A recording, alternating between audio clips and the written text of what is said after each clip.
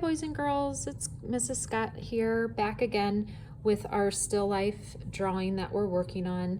We already have created our background, the drawing part. I started a little bit on this step already, but so far you have just the black and white drawing, and then you have your objects, large, medium, and a smaller object.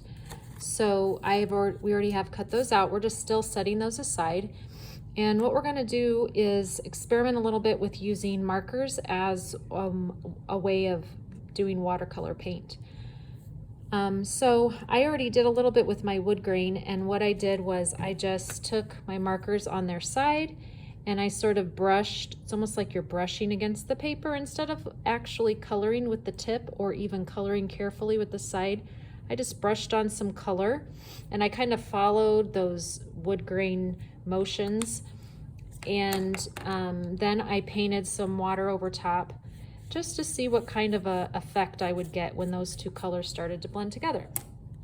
So next I'm going to work on my swirls, and if you have just a basic set of markers, that will be fine. They do have to be washable, otherwise they won't blend in together. If they're permanent, the water doesn't affect them much. And different brands will blend together to different degrees. It just depends on what you have, but just think of it kind of like an experiment, and whatever effect you get with it is just fine. I have an additional set of markers here that I kind of like some of these brighter colors, so I'm going to add some of those into my mix today, and I'm going to use different colors than I did in my tabletop. I think I'm going to use some cool colors together for that background area. And so I'm pulling these out to use, and I've got a bunch of blues and purples mainly to do. So what I'm going to do now is, just like I was doing those brush strokes before with my marker, it's kind of like a brush stroke. I'm using the marker on its side. I'm going to do the same thing on all my patterns. Now you might have different patterns, and that's fine. But just remember that you really don't need to be coloring anything in like super carefully. It's more like you're brush stroking some paint on, and then we're going to kind of let the water mix the paint together. So it's okay if the colors touch, and it's okay if there's some white paper in between. It's a little bit of a looser technique than coloring in everything carefully with markers. So don't get too concerned about everything being just perfect. I might even add some marks in between my designs. Those weren't even drawn ahead of time. I'm just going with the flow here.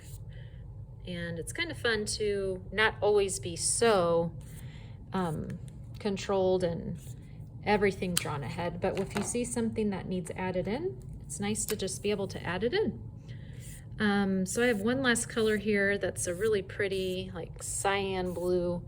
I'm just going to keep adding this into my design, and then we're going to see what happens with the water.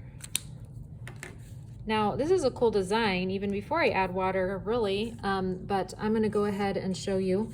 So next then, when you brush over top, the colors start to move around a little bit and blend together. So that's why it's nice to use colors that are near each other on the color wheel, is they will blend together, whereas colors that are across from the color wheel are going to turn more brown and mucky colored. So think about your color wheel. I'm speaking to the 4th and 5th graders, so you guys should know your color wheel pretty good. We just had a color unit.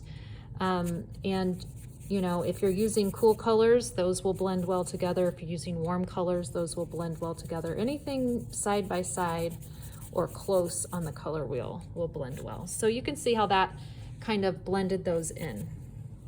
All right, so now this week I'm going to let this dry, and then next week we'll be ready to talk about how we're going to add the still life pieces onto our table. Have a great week.